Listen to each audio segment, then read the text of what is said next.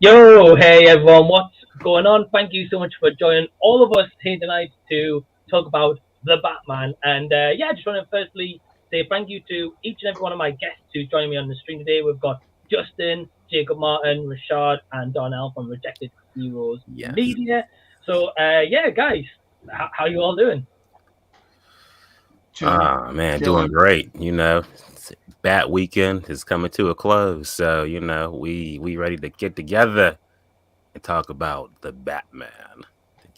Right on, right Batman. on. And what's quite curious for me as well is I've heard a little bit from Justin and Jacob separately, like what they think of the movie. They haven't actually published a full review of the movie. So whereas me and Darnell and Rashad have.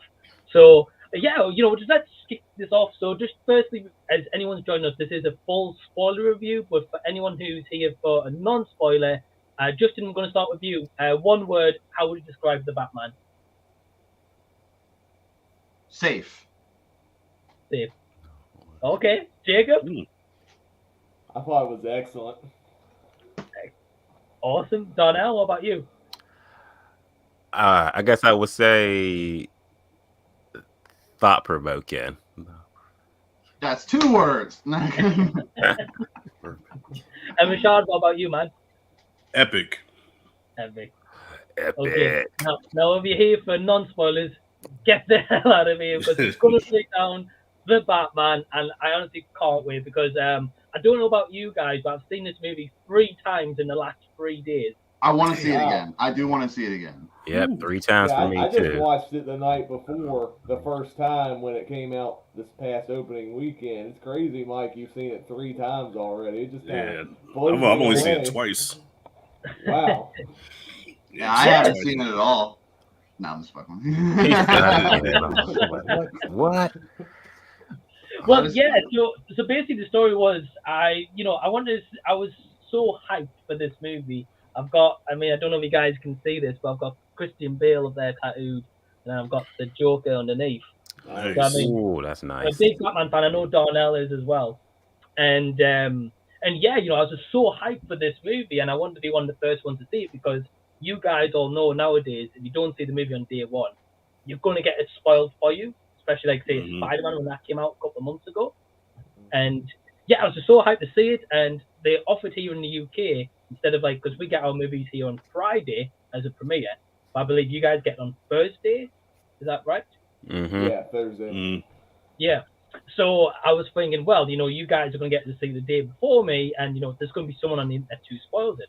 So they offered a special preview IMAX screening on the Thursday, and I'd never seen it in an IMAX film ever. So I was like, well, I'm going to pay the uplift, and I'm going to Yeah, go see I'll it. say it's a good movie to see in IMAX. I Definitely. really want to see. I just saw in our basic smaller theater by me just because it was closer. But I'm kind of mad I didn't hear it in like 11.2 surround on a huge screen. Yeah, no, I saw that shit in Dolby, like Dolby Cinema for the first time. And yeah, every punch, every window break, and like I felt it in the seat. I've never had this before. And I'm like, oh, I said, what the fuck was that? Rashad's I'm looking at the person next to me like, yo, did you feel that? They're like, I don't know you.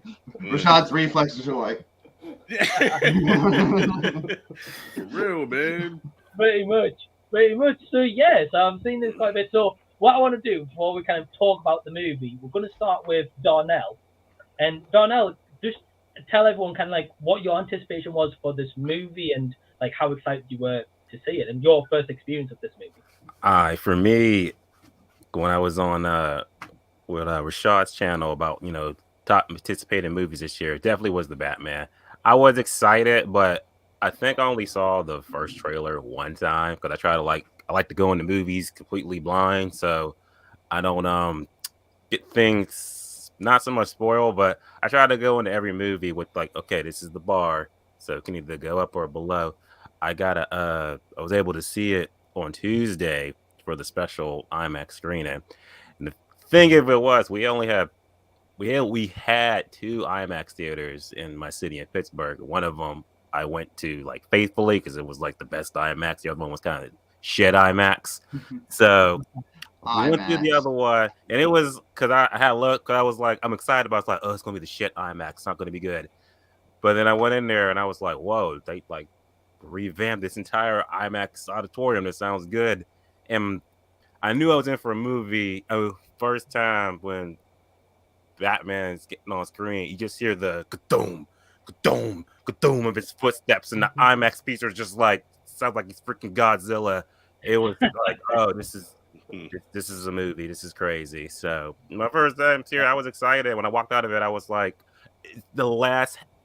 I'll say the last 45 minutes was like, this is home run. And then the last 10 minutes with what Batman was doing with the citizens of the city, I was like, yes, that is the Batman. And I walked out like that. This is great. This is the Batman experience for the next decade. Right. Yeah, I've got to agree because it's been such a long time since the Dark Knight trilogy, and I commented that on Jacob's post earlier when he did his Superhero Saturday with the Dark Knight this week. And yeah, it's been so long since we've had a solo Batman movie that I think it was well needed. And so, Jacob, what about you, man? What was your first experience like with the Batman and your anticipation? Well, this was, I guess, like with everybody, this was one of my most anticipated movies of the year. For me, it was between that and Doctor Strange and the Multiverse of Madness. I can't wait to see that one too. Right. I don't think I was as like blown away by people's reactions when people were hyping the film up. I was like, oh, it looks like a good Batman movie, but people were like overhyping it to like the best Batman movie ever before even seeing the film. I'm like, okay, calm down. It might suck. You don't know. But I was one that was really looking forward to seeing a new direction with a new director, different actor. Like all the trailers wowed me. And then I saw the movie last night, and I will admit I dozed off a little bit in like the first 30 minutes or so because I was tired that day. And I also think attributes to the slow nature and pacing of the story. And so like the first act I thought was a little slow, and it took me a while to get into it. But the more we saw Batman do his thing, the more we saw the twists and turns go along, and the more I got into the overall mystery, the more I was really getting into it. And I can't say it's my favorite Batman movie. I still prefer the Dark Knight trilogy over the Batman. But if I had to pick, I guess my favorite Batman movie that's not any of the Dark Knight movies, it has to be the Batman. Matt Reeves did a fantastic job with this movie. I loved the gritty direction. I enjoyed Pattinson. I enjoyed all the ensemble cast. The action was great. I love like the noir mystery elements of the story. Very unique for the Batman franchise. Like we hadn't seen Batman fully go full blown detective in any of the Batman movies. A little bit of snippets in there, like in the Dark Knight and a little bit in Batman versus Superman, but not to this full blown extent. And I really appreciated that when watching the film. And there were just so many great sequences that really floored me, and so many sequences that shocked me too. Like especially some of the scenes with the Riddler. I got so many Jigsaw vibes watching some of these Riddler sequences. Like exactly what I told my friend too. I was like, this dude's like, I forget what's the Jigsaw's name, John something, right? Yeah. John Kramer. Yeah, John Kramer. I was like, this dude's just John Kramer. Yeah, like the Riddler just strapped the one guy to a bomb and stuff like that, and Batman's just trying to get him to confess to all of his past crimes and stuff before he explodes. I'm just like, okay, if we had gore in that sequence, this would be an R-rated Batman movie. It was that close to being an R-rated Batman movie. It was crazy. Right. Yeah, I've got to agree. Especially like the noir style of this movie. We've never seen that from the interpretation from Batman before. And I really like that Matt Reeves didn't just do like a rinse and repeat with this movie. Like he could have just followed like a similar Dark Knight formula and just kept it safe. But he decided, well, actually, I'm going to go kind of balls to the wall, give you guys something you've not seen before in the Batman interpretation. This is what we've got. So, Rashad, what about you, man? What was your anticipation like for this movie? Well, first of all, I want to say that I am jealous of every hardcore Batman fan because as a fan of the Incredible Hulk, they can never get my boy right on film, really, you know. And then when they did get him halfway right in the Incredible Hulk, I was the only one celebrating. Nobody was with me. So as a diehard Batman fan, I envy you because I know Like, you know, Darnell and Mike, y'all are like, yo, this is, yo, my boy, they did my boy right. I can't say that about the Hulk. So I'm jealous.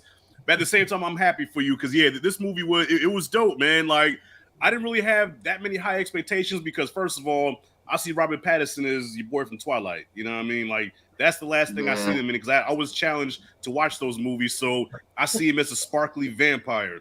So I really didn't take this shit seriously at first. But I saw the trailer. I said, all right, cool. Okay, I'm going to give it a chance. Dog, when I sat down in that seat, and that first sequence when Batman walked in, like Darnell said, when he had the RoboCop fucking steps, beating the shit out of those guys, I said, all right, I'm in for a treat. I'm in. Yeah. Didn't feel the runtime. I mean, a couple of scenes could have been trimmed. You know, some of that fat could have been trimmed off. But look, you know, sometimes fat makes the meat more juicier. You know what I mean? So, I really didn't have much money to complain. And I gave it an A- in my review. But one of my negatives, I kind of take away now, Mike, because of you, because I was complaining about Bruce Wayne, how we didn't get that playboy billionaire Bruce Wayne that we know of, the alter ego, you know, because Batman and Bruce Wayne are night and day. But when you broke it down and I thought about it, I said, you know, yeah, you're right. This is only his second year as Batman, so I'm going to let that one go. But by Batman year 5, he better be full out fucking Tony Stark at that point. But yeah, man, love this joint. Straight up. Well, awesome. And yeah, I think definitely as time goes on, he'll definitely develop that Bruce Wayne style because it was only like, we're going to get into this anyway, but I feel like it was just like getting tacked into him because he was disconnected from Bruce Wayne. He's a nocturnal guy. He's like, all I care about was being in this suit and just beating someone up. Like Bruce Wayne, he's like, Bruce Wayne doesn't exist.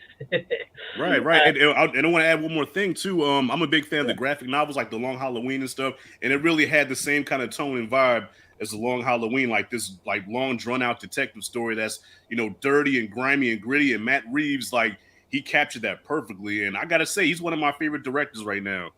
Like, I love Matt Reeves. Like, all his work pretty much right now is fucking just flawless. Yeah, like I've got to agree, and I think in terms of Matt Reeves, he's got like a really solid filmography behind him, especially from coming like the Planet of the Apes trilogy, the recent one. And I mean, we can always get into this as well, but very quickly, have any of you guys, like Rashad, read the graphic novels? Not because I haven't. Oh yes, that Killing Joke, Dark Knight Returns. Like I said, Long Halloween part. The Death in the Family, Death of the Family. Justin, Jacob, have you guys read them or not? I hadn't read any of them. No, I haven't read too much Batman comics. Right. Okay, it's just because as we go on in this review, like Donnell and Rashad, you guys can maybe compare a bit more from the comics to the movie, like how accurate they were, because I wouldn't have a clue.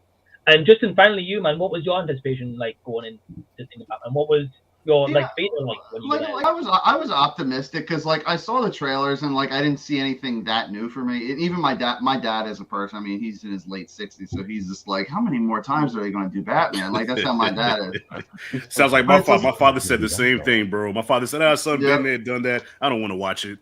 Yeah, so like if I get a different iteration of Superman, like I remember hearing about like some rumored Michael B. Jordan, like not Kal-El, but he was playing the other version.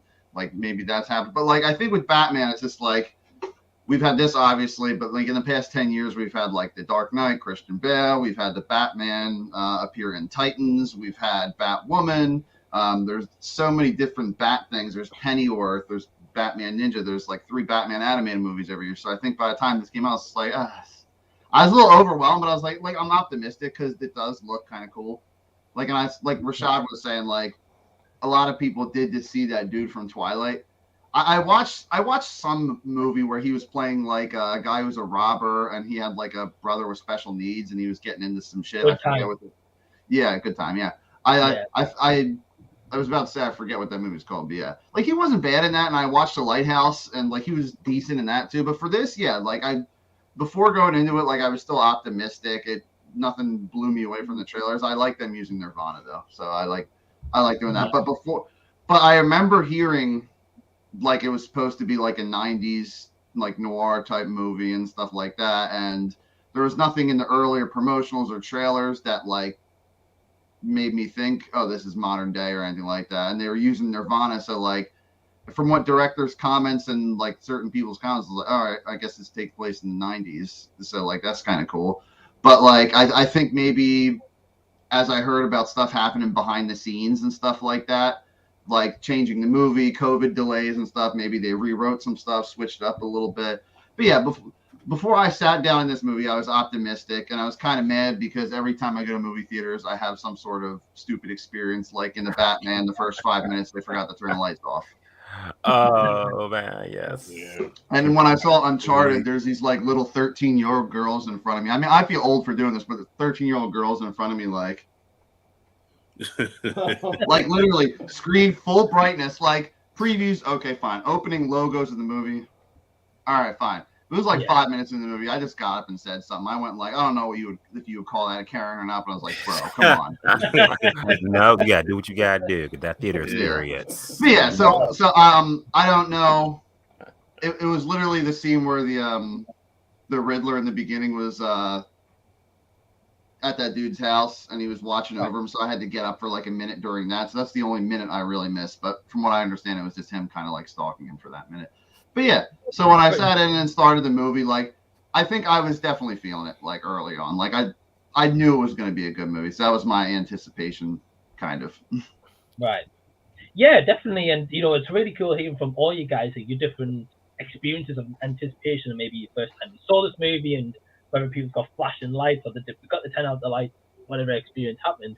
But yeah, like what you guys said. So for me, I knew this was going to be kind of like a different Batman movie from the beginning shots. I mean, firstly, the Riddler makes it like right out the get-go. He makes an impression on this movie. Like this is going to be a guy you don't mess with whatsoever. And I really love that. But for me, what really sold me on the beginning of this movie is we've got Robert Pattinson, Batman's narration, flying over while Gotham is being explored and all these villains.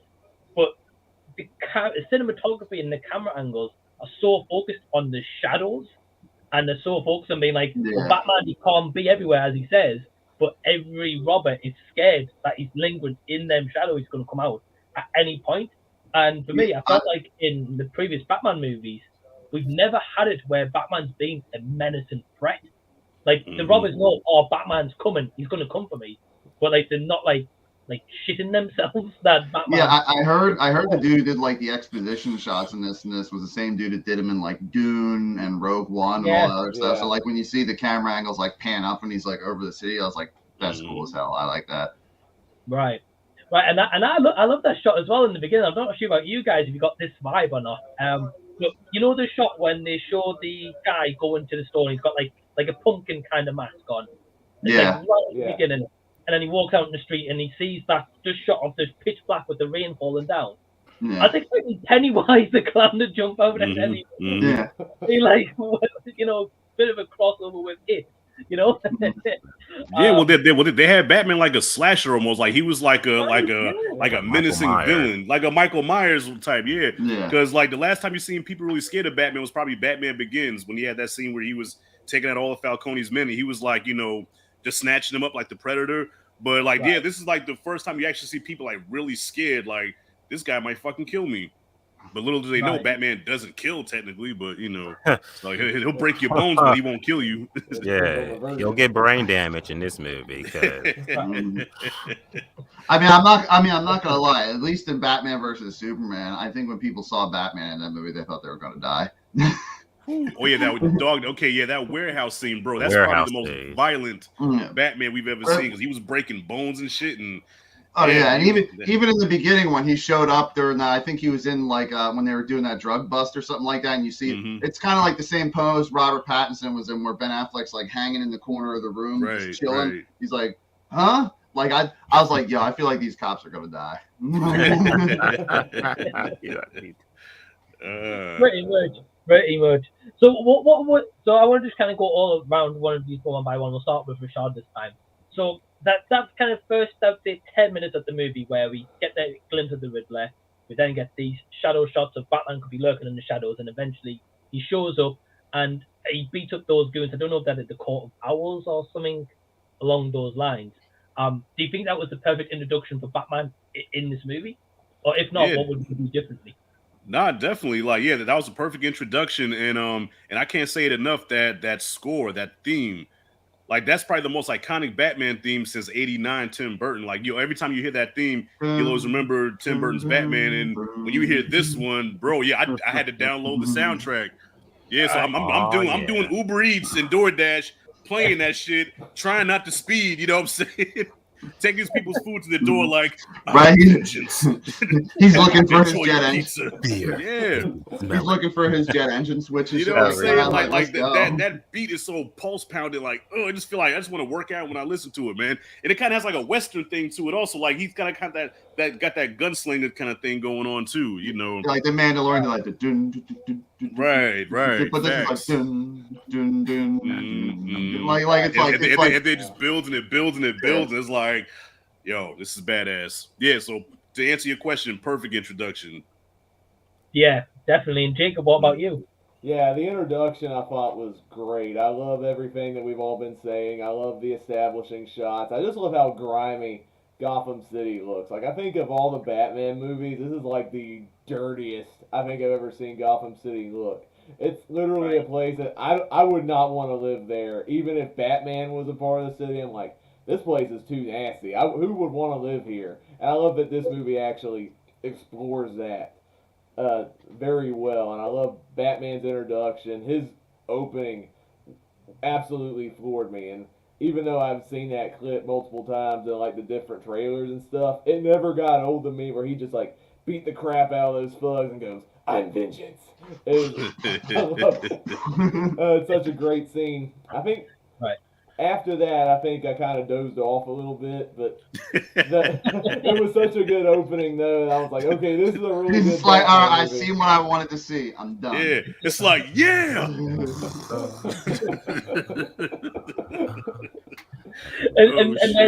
And Darnell, what about you? Actually, I've got a question for Darnell. So in that scene, what we've been talking about, where Batman beat up one of those folks, do you personally believe we're going to see more of that kid who had like the half face paint and half just not in the future? You mean Tim Drake from Titans? I've never seen Titans, so I can't tell you. Yeah. I think to me, after seeing it 3 times, and now I feel it the most now.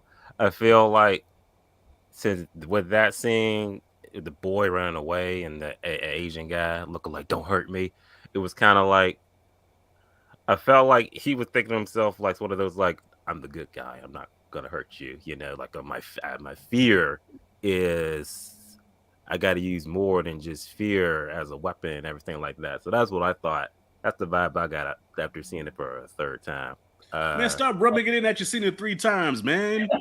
No, I'm just saying. So when I like, saw it the 3rd time, right? So when I saw it after 3 times, it's really fresh in my head because I feel like I'm really with you, Rashad. I'm just like that first 10 minutes when he beat the crap out of that dude was like, vengeance. And the whole build up, I was just like, damn, for the first time, I think I'm scared of the Batman now. Like now when I look down a dark alley, I'm gonna be like, no. And Justin, man, what do you think as well of like as Rashad was saying, like with the soundtrack kicking in? Because I know your post originally on Facebook was that you enjoyed this movie, but you didn't think it was anything kind of fresh or like groundbreaking as such. Yeah, so like overall, like the first 10 minutes of like before I get into my like overall stuff, like but the first 10 minutes, like y'all were saying, like the exposition shots, it was raining, it was dark, it was dreary, and you're just like, okay, like this is Gotham, they got this look right. It's not like some fantasy type of area. I believe they filmed it in Liverpool, right? Yeah, part of it was, yeah. Sure. Yeah. So yeah. I mean, I was just like, if anyone would know, Mike would know, even though Liverpool's probably nowhere near him, but but yeah, like the first 10 minutes, like the sense I got when he was in the subway station, I was like, all right, this is a dude that some people fear, some people think he's made up, and some people just don't even take him seriously yet because it's only been a little bit of time. But yeah, what I was talking about, the dude who was kind of like not wanting to be in the gang with the half face or whatever, he plays the up and coming Robin in Titans. Oh, cool. So okay. I thought I recognized him at first. I was just like, yeah, I'm pretty sure that's that dude. Okay. But no, yeah, like when the soundtrack kicks in, we starts beating people up, and I kind of like. I was a little hesitant at first. I was like, yo, like this, like I like this fighting. It's gritty, but it's like it just looks like kind of like you remember when like CW when like you would see like on an off day when they would have an arrow fight, and it's just like everyone just kind of on top of each other just fighting, and it's just like nothing special, and it's just like all muddled and just like a bunch of stuff in the background. Like it looked like that to me at first, but I was like, you know what? Like it's still early. Like he's meant to be fighting like dirty and like sloppy and stuff like that, but he's still getting the job done. He's still doing what he needs to do. And I was like, like after thinking about it for a little bit, like sometimes I need stuff to simmer with me. I was like, yeah, I appreciate that. Like that makes sense. Right. Well, also, I want to add too, like I can appreciate the fighting in this movie because one gripe that I have with the Dark Knight trilogy, especially Batman Begins, was the very close, like the shaky cam stuff. So when Batman's beating people up, you really can't see what's going on. Like all you see is like, and you're like, okay, who's getting hit? Did Batman get hit? Did he not? You couldn't tell what was going on. So here, it's like they just placed the camera there and let him do his thing, and you see every punch thrown. Whereas before, you're like nauseous watching. Like I think Batman beat him up. I'm not sure, but I think he did. So yeah, so that's one compliment I can give it. At least I could see it. As dark as the movie was, at least I could see what was happening. Right. You know what I'm saying? You seen Matt Reeves sent out like disclaimers to theaters, be like, make sure your projectors are turned to like this brightness. Yeah, stuff like that. It's like 14 millilumens or something like that. It's like, make sure. I was like, because I don't know about y'all, but like I go to a lot of theaters where like they haven't changed the projector bulbs, their screens look old. So like it looks like you're watching it with this like wax, like a little bit of like wax paper or something like that. Like stuff isn't as sharp. It's like, bro, just change the bulb. It's not that expensive. Come on now. Yeah, like a few years ago, I went to this older theater and I saw Solo, a Star Wars story, and I think it had an issue where the projector was so bad because there were scenes when we were seeing that movie where it was so dark that I was having a hard time processing what was happening on screen because it was lit so bad. I thought the movie was filmed that way, but I think having rewatched it several times, I think it was the projector. Yeah, the guy had that issue since. The guy at the theater when I saw Solo, he was just like, "Oh yeah, it's shot dark." I heard a lot of people complain. I was like, "Bro, it's like I literally saw it in IMAX at another theater. Don't tell me." Like, come on. like all us YouTubers here, we have some sort of filming background. I'm sure, whether it's just YouTube or schooling. It's like, come on, we know. It's true. So I've actually got something interesting to tell you guys who I've actually experienced, obviously watching this movie a couple of times. I've noticed, which we're going to get into, but I've actually noticed the first 20-30 minutes of this movie foreshadows the ending of the movie. So the first one I'm going to give you guys until we discuss about it. So every scene in this movie, it's raining, which foreshadows the flood at the end. Because when it starts flooding at the end, it stops raining. When it rains, it pours. Right. So I was thinking, well, that rain throughout this whole movie foreshadows that flood coming up at the end of the movie, which I thought, that's cool. But the next one I'll tell you about, which we'll get into. So after this opening scene, we've got, obviously, Batman has done his thing. We've got an introduction into him. He gets the hard drive. We finally meet Lieutenant Gordon. He takes him to the crime scene. He learns about the thumb drive. We get introduced into Alfred. And what did you guys think? We'll start with Jacob this time. What did you think about Jeffrey Wright as Lieutenant Gordon? Because previously before this, we had Gary Oldman as Lieutenant Commissioner Gordon, and he was fantastic in the Dark Knight trilogy. So what was your thoughts on Jeffrey Wright? I thought Jeffrey Wright was great. Like, he was one of my favorite additions to the entire movie. I like that in this one it feels like Jim Gordon and Batman are actually really good friends in this movie, which I think some of the movies kind of alluded to that, but I feel like they had more of a mutual respect than being legit friends. And I felt like they were actually really good buddies in this movie, where even though they would disagree, they have a great understanding with one another that they'll be there whatever does happen. And that's what I respect the most out of this movie, is seeing that grow throughout the course of this mystery. Right. Yeah, definitely. And I don't think we've had that kind of friendship style either. And I also want to ask you guys about Jeffrey Wright. I want to ask you guys in your thoughts of Andy Serkis, who we also get introduced to. So, Rashad, we'll go to you, man. What was your thoughts on both of those guys? Well, I'm a big fan of Jeffrey Wright. Like, we go back since the first Shaft movie back in 2000 when he played Peoples Hernandez. So for years, I thought he was Puerto Rican, not knowing he was a light-skinned brother like myself. You know what I'm saying? Yeah, not a A-list, not somebody that can headline a movie, but every movie he's in, he's really good in. So I really enjoyed him in this movie, and him and Batman definitely had that buddy cop thing going on, even though it's not a comedy. But, you just love the chemistry between them. and how they're so opposites, but at the same time they have a common goal, which is fighting crime. And they don't always see eye to eye, but you just love to see them together. So yeah, I was a big fan of Jeffrey Wright's take on Lieutenant Gordon. Now Andy Serkis as Alfred, I would like to say he was good, but at the same time, we really didn't see him that much. I think he had like maybe 2 scenes, and he was gone. So when he was there, yeah, it was cool. But I'm like, damn, that's another thing. I wish they could have focused a little bit more on Alfred and Bruce, because they were kind of going back and forth, like, okay, almost like a father-son relationship, but a dysfunctional relationship. But they never really like went there with it. They just had like one brief scene, like, Alfred, you're not my father. Yeah, I know, fucking brat. But I'm like, I want to see more of that. You know what I'm saying? I want to see more of that. And they kind of have an arc where they kind of understand, like, okay, man to man. You know what I'm saying? Like, let's get that understanding. So, yeah, I mean, he was cool though, but nothing special. I wouldn't say he's my favorite Alfred. That still goes to Michael Caine. I think he's still the best Alfred. Yeah. My humble opinion. No, definitely. Denial, what do you think? Anything differently? I definitely agree with everybody. I think that Batman and Jim Gordon definitely had I think it really played up the detective element of the movie and everything like that. I agree with Rashad.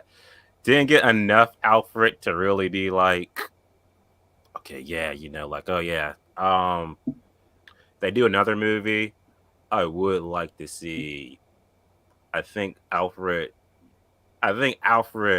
is going to be the one to really like pull Bruce out of the shadows and be like, yeah, develop more of the Bruce Wayne side that we didn't see. Because it was hinted at. You just kind of like, like, oh, the accountants are coming.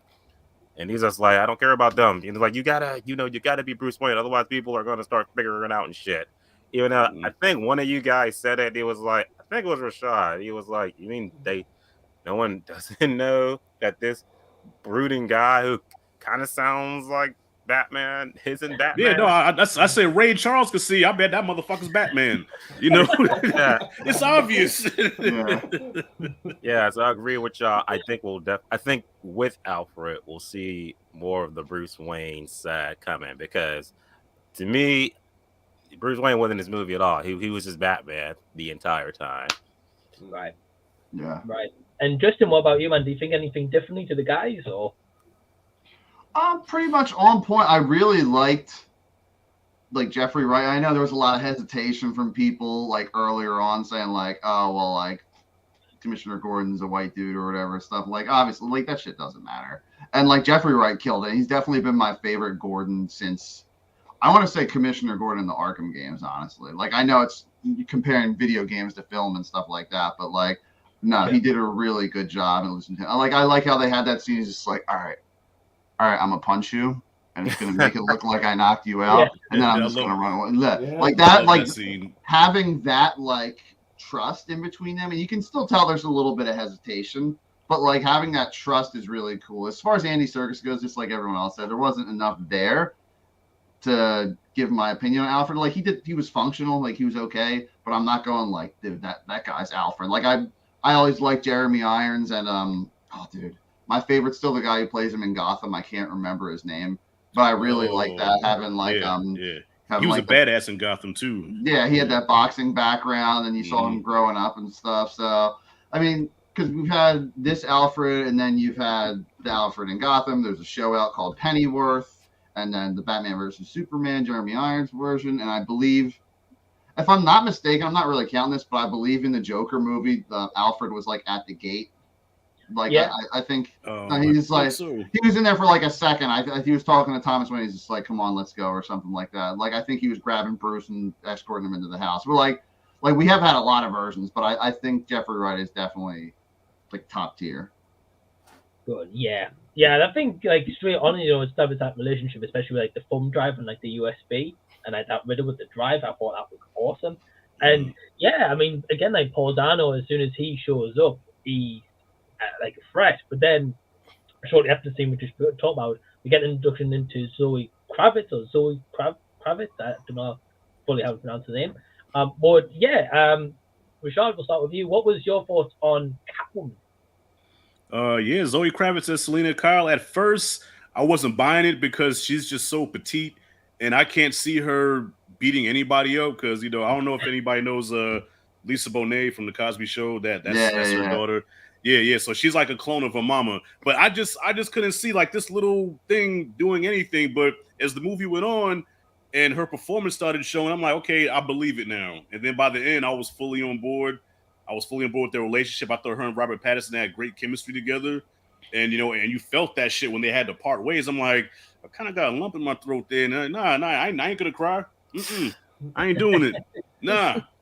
But yeah, to answer your question, I love Zoe Kravitz and Selena Kyle. I know it's part of Catwoman, but the thing about me, I hate long nails. I have this fear of nails. That's why I've always been afraid of Freddy Krueger. And yeah, so long nails freak me the fuck out. So when I saw her nails, especially when she dug into Falcone's face, I'm like, ooh, God. It just creeps me the fuck out. Yeah, so if you ever want to scare the shit out of me, yeah, just bring long nails around me. It'll freak me the fuck out. But I loved her in the movie, though. Yeah, for sure. And she's certainly an interesting one because we've had Anne Hathaway previously. Then we've had Michelle Pfeiffer, of course, in the original Batman, and I think there might have been a couple of other renditions, maybe in Gotham and stuff, but I've not seen those ones. The girl in Gotham was good. I forget what her name is. I think she's like Russian or some sort of iteration. Yeah. But then you had I know most people don't count Halle Berry, but then you had I only saw the last 10 minutes of it, and it was all I needed to know. Yeah, she's not Selena Kyle. Now, if I could say the best looking Selena Kyle, though, still goes to Michelle Pfeiffer. Mm-hmm. I'm not the biggest fan of Batman Returns. When I see Michelle Pfeiffer in that Catwoman suit, she makes my kneecaps hard. What was it? Eartha Kitt was the original Catwoman, right? Eartha Kitt. Eartha Kitt. Well, yeah, it was Eartha Kitt and Julie Newmar. It was like 3 of them back in the day. Yeah, it was Julie Newmar, Eartha Kitt, then there was another one. So within 2 years, they switched off between 3 Catwomen. Yeah. I don't know if I'm going to disagree with you guys here because I think Michelle Pfeiffer was maybe the best incarnation of Catwoman for sure. But I don't know, for me, I think the hottest one was Anne Hathaway. But I don't know if it's because I've got maybe a bit of a soft spot for Anne Hathaway. So I was like, woohoo! You talking about when she got on the bike and she stuck her butt out to my dad part? Mike, you kinky little devil, you. I don't know. I definitely think you heard Zoe Kravitz zipping up her suit, and you saw Mike's hairs on his arm stick up like Spider-Man. Oh shit! But Jacob, what about you, man? What was your thoughts? I thought Zoe was really good as Catwoman. Like, I liked that. This felt like Catwoman. It felt like her origin story. Like she was just getting started as Catwoman, but whereas Batman had a little bit more experience, but was still growing as well. This is Selena Kyle becoming Catwoman and learning her own value sets and where she falls within the world of Gotham City. And it was fun seeing her character grow as well as much as Batman. Seeing they have that great chemistry and they have this thing for one another, but they have different value sets and differences that we see along the way. Selena, of course, being more vengeful than Batman. Batman kind of learns to come out of that by the end. Selena's going down a darker path throughout the course of the movie. And I really enjoyed seeing that play out. I thought Zoe was great. She's not my favorite Catwoman. That still goes to Michelle Pfeiffer, in my opinion. I don't think anybody's going to top what Michelle brought to the role back in '92. She was so good. But I like Zoe in the role. I think she made it her own, and I liked seeing her grow as a character as much as Batman. And like you said, Rashad, I definitely did. I didn't cry at the end of the movie, but you definitely feel something when they do part ways at the end. Mm-hmm. Right. I didn't cry, by the way. I didn't cry. I felt it. I was like, but then I caught myself. Yeah. And Justin, Darnell, have you guys got any other thoughts to add to this? Darnell, you can go first, man. I keep bringing up the ending. I'm the only one who thought when they was driving away on the cycles at the end, I was literally thinking of the ending of, I think it was Furious 7 with Paul Walker and Dominic Toretto. They're just going by and they're just like part ways, everything like that. That was going through my mind. I was waiting for the for the music to kick in. That's That's what I was thinking of, just like that. It's Fast Furious 7C. I like her as Catwoman and Selena Kyle. I thought her and Bruce, they definitely had good chemistry together. Especially two scenes that stick out was I think it was before she went in the club, but he's putting the little cameras in her eyeballs, and she's all like, "You don't care what happens to me, whatever." And he's just like, with all the most serious convictions, like, "Look at me. Okay, looks good." And like, I like that. And my favorite quote from her was when she had the corrupt cop dude on the ledge and shit, and Batman's just like, okay, well, I'm gonna go. No, she's like, I'm gonna go kill Falcone and shit, and starting with this dude. And Batman's like, no, don't throw your life away. And the way she just turns and just like, my favorite line. She just says, "Don't worry, honey," and she puts her foot up, just like, I got 9 of them. And I'm like, that is so That was cool. Catwoman. Yeah, That is Catwoman. I like that. So she was good in the movie, and I'm glad, because if we get a sequel, I'm glad that she just drove away. She's going to Bloodhaven, so she's like she's not that far, so they can bring her back. So hopefully we see more of her. Yeah, I definitely think there'll be more of Catwoman. I think they would have just done a wasted opportunity introducing her and then be like, yeah, you're never going to see her again. And Justin, what about you, man? Lastly, do you got anything else to add to this? Yeah, like, just kind of like how I felt about a few different aspects of this movie. Like, Zoe Kravitz, she was good as Catwoman. Like, I didn't see anything that broke ground for her or did anything new. I honestly, like, the movie was long. The movie was 3 hours, and I was just like, I was thinking to myself, like, halfway through the movie when Selena's doing stuff for Batman and when she finally is, like, done, I think maybe, like, if she got injured, that could have been the point where she's like, I'm done, this, like, da-da-da-da. And there's a portion 2/3 in the movie where, like, they just, for, like, 45 minutes, they focus on, like, Selena Kyle and the Falcone story and stuff like that. And I'm just like, did Riddler take the day off or something? Like, I just, like for a while, like, I was just like, damn, I felt like the movie lost focus. And I think, like, Batman could have stepped in for her at that point.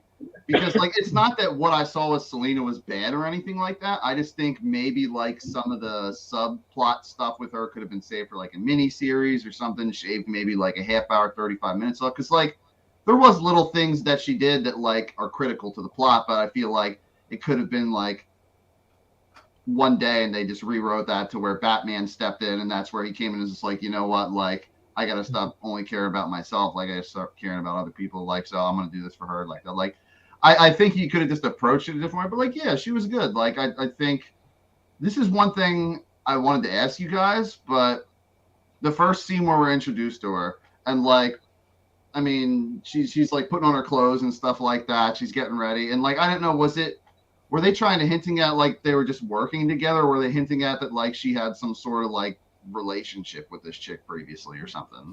Well, from what I've heard, I think Zoe Kravitz has said herself that she has come out and said, like, her version of Catwoman, I think, is the first one that's going to be bisexual. Yeah. Because she kept calling the baby or babe or something, didn't she? So yeah. And we all know she wasn't wearing a bra when she put that shirt on, so that was clear. That was clear as day. So I was just like, did she just get, like, done having some fun or something? Like, I didn't know when it happened, so I was just like, oh, right. Okay. Yeah, like, now you were saying she's Lisa Bonet's daughter. Like, is Momoa the father, or was it Lenny Kravitz then? Lenny Kravitz. Okay, I figured as much, but, like, that whole like, thinking about that whole relationship gives me a headache. So like that love triangle. It's just like she's a perfect combination of Lenny and Lisa.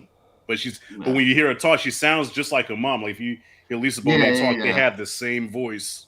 Yeah, I can hear it. So at the end of the day, yeah, she did a good job. She was functional. I just think they could have left certain things for, like, a spin-off or something, and kind of, like, spun her into this, because they're doing 2 spin-off shows, apparently, from what I heard, a Penguin show, and it was supposed to be like a Gotham PD show, but I think it's an Arkham Asylum show now or something like that.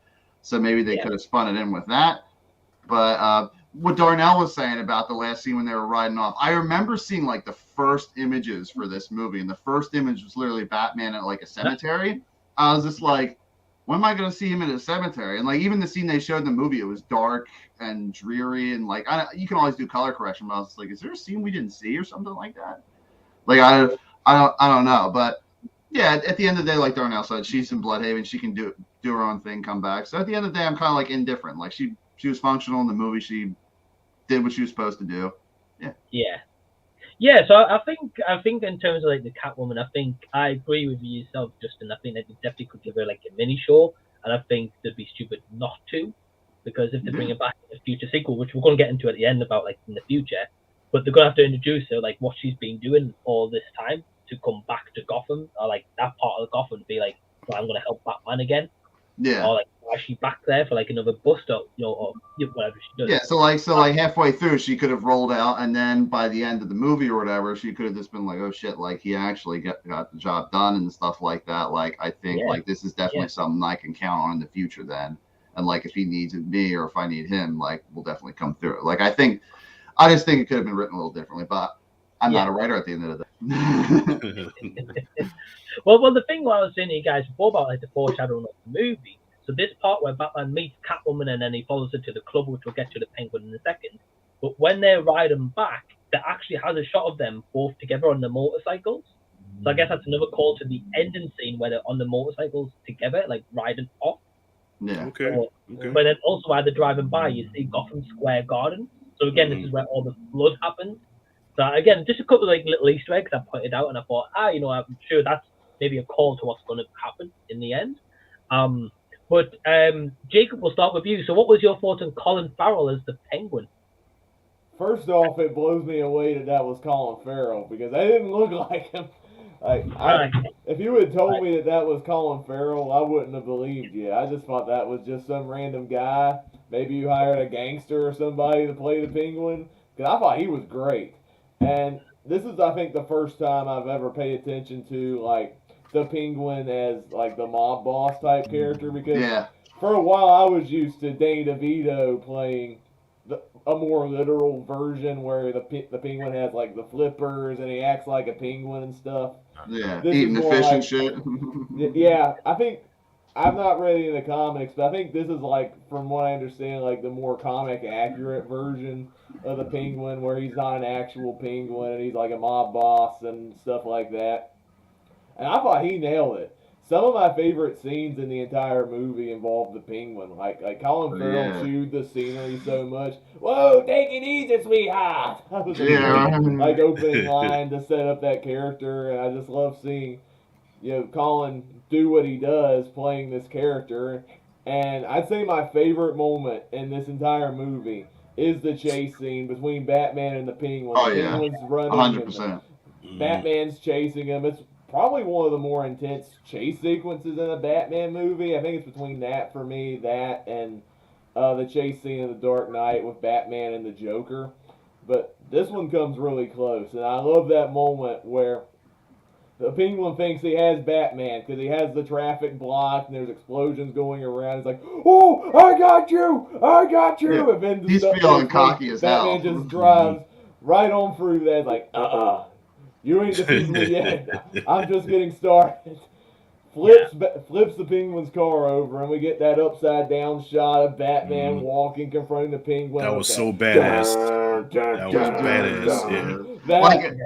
That was my the music during that part just felt like movie. so much louder. Mm-hmm. Like I was like, okay. Yeah, no, I agree. I've got to agree, and I'm gonna after this portion, we're gonna get onto our favorite scenes as well. But yeah, man, love hearing your thoughts about the. Definitely got to agree with you. Like some of the best scenes, especially that car chase scene, my personal favorite as well. But Donnell, what about you? What was your thoughts about the Penguin? And do you actually prefer Colin Farrell's Penguin or Danny DeVito's Penguin? Oh, that's a hard one because I love Danny DeVito, but I could say Danny DeVito was the perfect Penguin for the 90s. Just a little weirdo biting people's noses off and shit. That was different. I definitely agree.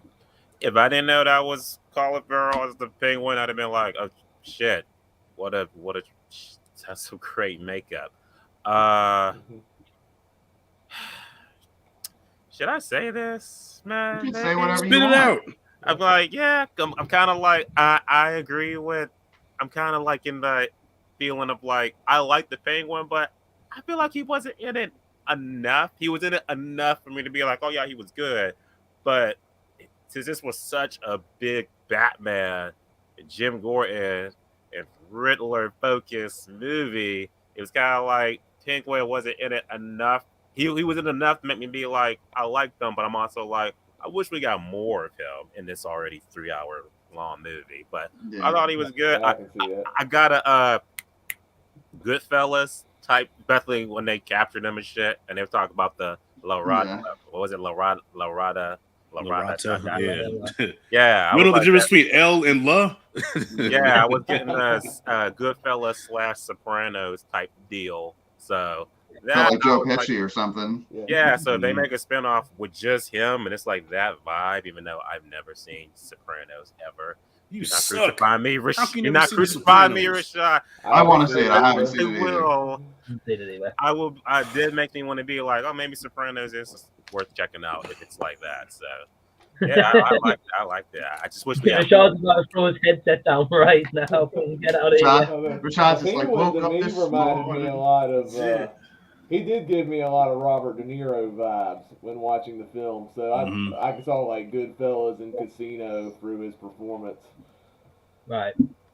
Shit, now that you say that, yeah, definitely, I do see De Niro in that performance. Okay, that's good comparison. I was going to come to you next about your fault. Okay. Yeah, like everybody else, I didn't. Not once did I look at it and say, yeah, it's Colin Farrell. Like I know I saw the Penguin, and I will agree with Darnell that yeah, we didn't see that much of him. Like his performance was so good. I did want to see more of him, but I guess they're saving that for the spinoff. And not to mention he has to be in the makeup chair for like 5 or 6 hours. So I don't know how the hell they're gonna do that for a full series, you know. Because I'm pretty sure they're gonna do like 7 or 8 episodes each time, you know, 5 hours in the chair. It's a lot to ask. But as far as Danny DeVito, I might be the minority here. I was never a fan of Danny DeVito's Penguin. Just because he never came off as a threat to me. He was just this little round, mutated looking freak that, you know, he had mommy and daddy issues. He was an orphan and he just wanted to get back at the, I don't know. I never saw him as a threat. I just felt like Batman could just thump his fat ass and knock him out, you know, and I'm fat myself, so I can say that, you know, no offense to anybody big, but yeah, just thump his ass and be done with him. So yeah, I was never a fan of his, but I'm a fan of this Penguin and I do want to see more of him. And and that car chase, like everybody else, I'm like, yeah, that was probably one of the best scenes in the movie, especially watching it in Dolby. Jesus Christ. Right. Shoot, nerdgasms galore. Right. Because if you guys haven't seen it in IMAX, for anyone who hasn't, or Dolby, there's a shot when as soon as that scene starts, the camera drops on the Penguin's car, and you can see the Batman's car like, right behind him, and then the music amplifies, and that for me, I was like, oh, good car chasing. Yeah. And shame on every single one of you for never watching The Sopranos. And Darnell, how you gonna reference the damn show and you never watched it? Because I know of The Sopranos, and that was what me thinking of when he was really talking. I was like, this is like Goodfellas and Sopranos. Well, do yourself a favor and watch it. I will. I promise. All 6 seasons. That's one of the greatest. That's the greatest show. Between that and Breaking Bad, man, I flip flop between both of them. Let me get past 2 episodes first, and then I'll like the seasons. Yeah, good. To my Sopranos, never watched Sopranos. What's wrong with you? So what we'll move on to now, because otherwise we're going to be talking about The Sopranos for a good hour and a half. Justin, I know we're touching on the Penguin, but what I actually wanted to turn to first is your opinion. What was your favorite 2 scenes from this movie? Favorite 2 scenes? By the way, what's up, Q? Thanks for joining us. Yeah, dude. Just backtracking a second, I did like the Penguin too, just like everyone else. Thought he did a good job. And again, not to make it redundant, but I definitely needed more screen time. And like everyone else is saying, Joe Pesci and De Niro vibes like for days and shit like that. But like favorite 2 scenes, I think obviously the chase scene like we talked about. But I would have to think about that realistically. Because there's a lot of good scenes. I think my favorite scene is the scene where he's like, it's it's grounded in reality. There's slight suspended disbelief fantasy elements, which I still like appreciate, but it's still like something fathomable where you can be like, I can see it happening. Where again, the scene I'm talking about, where he punches the shit out of Lieutenant Gordon, he runs to the top of the building and he squirrel shoots off of it or whatever, and like the suspended disbelief for fantasy for me is his ass like Harry Osborn in Spider-Man 3 gets like clothesline and bonks off like 8 different things. And he just gets up and he's like, whew. And he just like walks off and shit. I mean, like Harry in Spider-Man 3, like he'd do that armor on too, but he didn't walk that shit off. Obviously, he didn't have anything on his head, but I was just like, that was cool though. I like that specifically shows that like he thinks he knows everything, but he doesn't. Like Batman thinks he knows everything, but he doesn't. Obviously, like when he's chasing the Penguin, he goes to start up his car and it stalls out. Whether that was intentional or not, just to ruse him, kind of, who knows? But yeah, just having that squirrel suit scene and he clips something, he falls down. I was just like, all right, yeah, this dude isn't perfect. He's got room to grow. I like that. Right. Facts. Right, Facts. yeah. Yeah. Because every other Batman movie, he's almost like, I don't want to say invincible, but almost invulnerable. Like he's always 5 steps, ahead of everything. And it really leaves nothing to his character. That's why the villains always outshined him in every movie, except for Batman Begins. And you have had stories where like the characters are growing, like Batman Begins, or you had this like the show Gotham, where like and that Bruce Wayne was a little bit of a shrimp or whatever. But I still prefer that version of Penguin in that show. I think the dude, I think Robin Lord Taylor, I think is his name. That dude was fucking phenomenal. But like, I think this Penguin is more or less the grounded in reality Penguin. I haven't seen any fantasy elements. I did catch, I don't know if anyone else did, but when they put the handcuffs around him and shit and they leave him, he's kind of like waddling back and forth because they're around his ankles. Yeah. Like, all right. Yeah. I thought originally, sorry to keep backtracking to the Penguin, but I thought originally during that ending scene where the bullets are flying around Falcone and stuff like that, I thought someone was going to shoot Penguin in like the ankle or something like that, give him a limp or something, but guess not. Nah, he didn't. That would be cool. Donna, what about you? What was your favorite 2 scenes of the movie?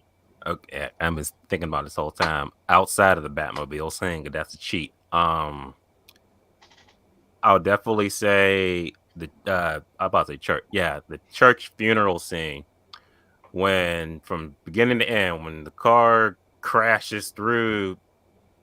I don't know. Still don't know how it had to run up the steps, go through the church doors, skirt past everybody, and then like get to the front.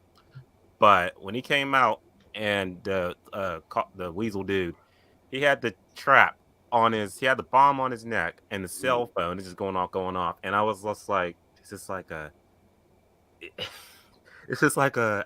Saw movie, because then Batman come in and you could just feel the tension. It was moments like that where I know all you guys who just like, when soon the timer starts going, you're just like locked in. It's like, okay, here's your riddle, shit like that.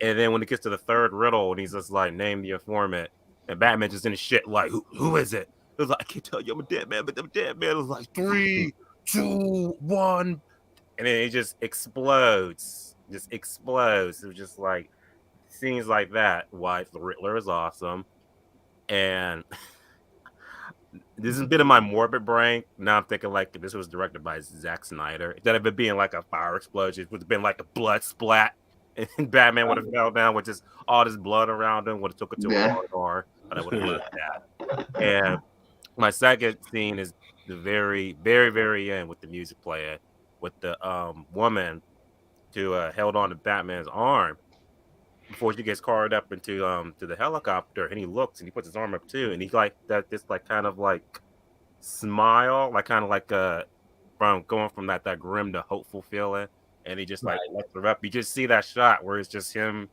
with the bat suit and it's all dirty and everything like that. And I was just like, that's Batman. That Batman, he was literally in the trenches. He was literally helping everybody out of the stadium. That entire night, when any other Batman could have just like disappeared and be like, okay, fuck you guys, I'm out. No, he helped everybody out. And the fact that it followed with, Batman Vigilante saves people. I was like, that's that transition. Like, yes, Batman is the type of person who would risk it all just to save people. Just that's what we want to see, to save. Oh yeah. People. Right. Right. Yeah, very powerful scene, especially when he's like helping them people in the end with that stadium. Yeah, got to agree. Jacob, what about you, man? What was your favorite two scenes? Well, those were two scenes, Darnell, that you brought up that were some of my absolute favorites, especially the bomb scene. I was on edge during that.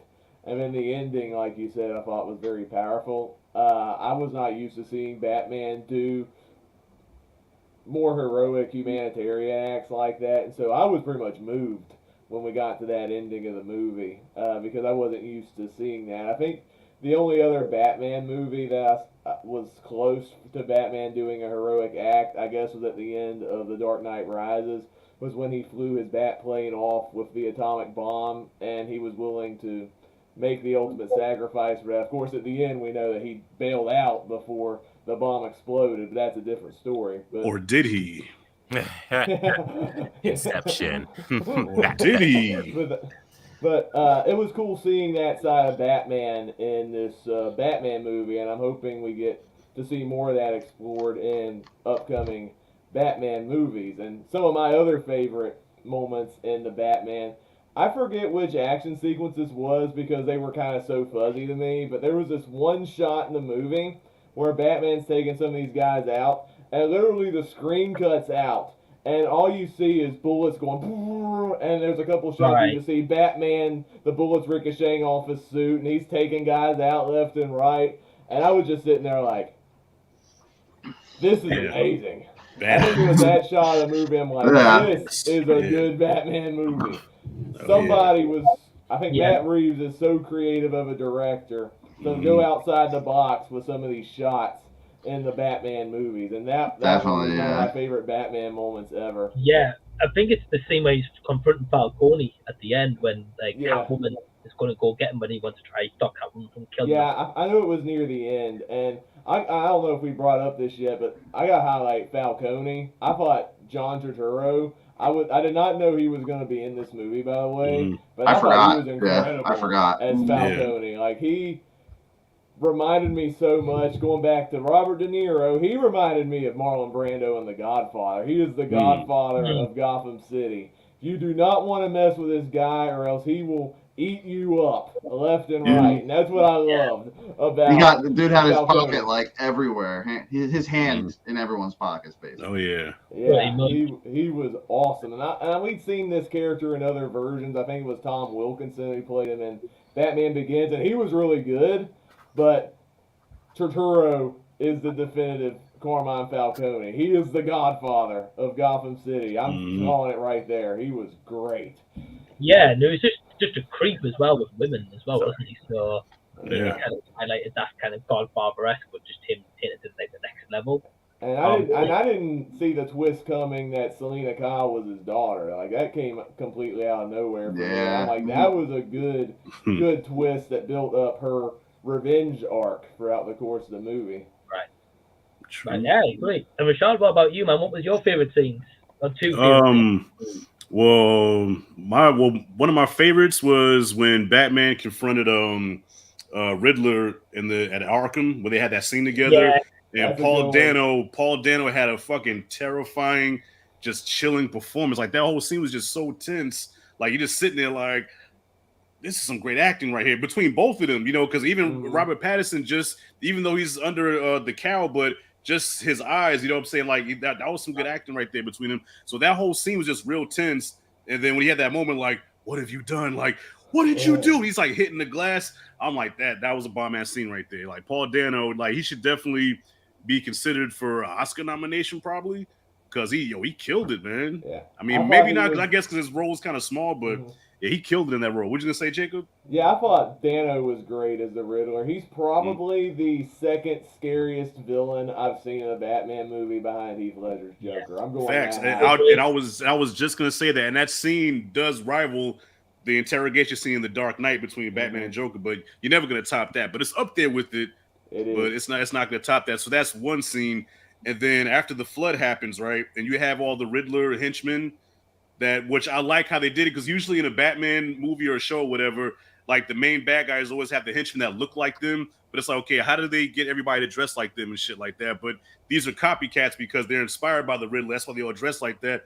I thought that was a an interesting concept there. So when Batman shows up and he comes down and he takes all those motherfuckers out, and then takes a shotgun blast to the chest. I'm like, Batman just took a full-out shotgun blast to the chest, had to wake himself up with adrenaline like Logan, and just go ape shit on everybody. That scene gave me chills right there too. So yeah, those two scenes right there. And that was a great moment too, because he just pummels that one guy, and then the other guy's like, "I'm vengeance," and then Batman's like, "Wait a minute, that's my line," and he's like, "I have to think about this for a second," and that's what causes him to process. Maybe I should help more people, because that's what Gotham needs right now during this moment, than just be the vengeance guy. And Pattinson, one of the things I loved in his performance is the fact that there's a good chunk of him where he just doesn't have to say a word, and you know what he's feeling at that moment. And that sequence at the end is definitely shows that he is more than just a Twilight guy. I think I was never in on the Twilight craze, and Pattinson, he got the butt end of many jokes from that, but there was always something past Twilight to where you're like, oh yeah, he's a good actor. He just needs the right movie to show that he's past the sparkly vampire weirdo. And to me, Pattinson is now Batman. A lot of which is due to that final scene. He was great.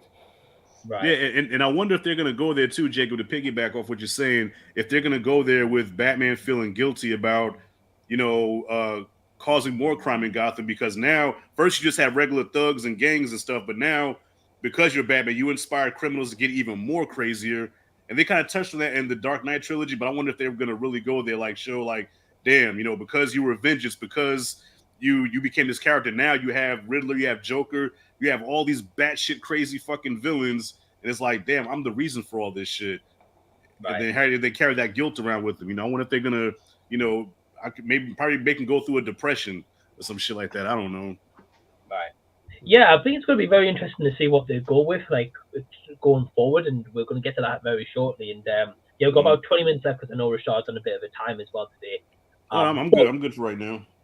Okay, cool. So yeah, I've got to say, like, one of my favorite scenes what Rashad touched on was like the Paul Dano and Rob Pattinson the Arkham sequence, because there's times when Paul Dano's like Bruce Wayne and he's checking the CCTV camera, being like, yeah. And then also when Paul Dano realizes that Batman hasn't clicked on in the card, because that card where it says "My Confession" is actually a diagram shown of the bombs, which is also like a little Easter egg as well. Like he didn't figure that diagram was in the card of where the bombs were. Oh wow! So, I noticed that. Yeah, I know. Well, again, it was on my third watch now. I noticed it, otherwise I wouldn't have noticed it. So yeah, y'all keep rubbing that in that whole third time watching. Stop rubbing that in. I've only seen it once. Same. So what I want to move on to now with you guys is we've talked about the Batman. We've got a lot of positives for it, but we've all got some kind of negative. And I want to kind of start this off with my negative, and one of mine was the tease for the next Batman movie with the Joker.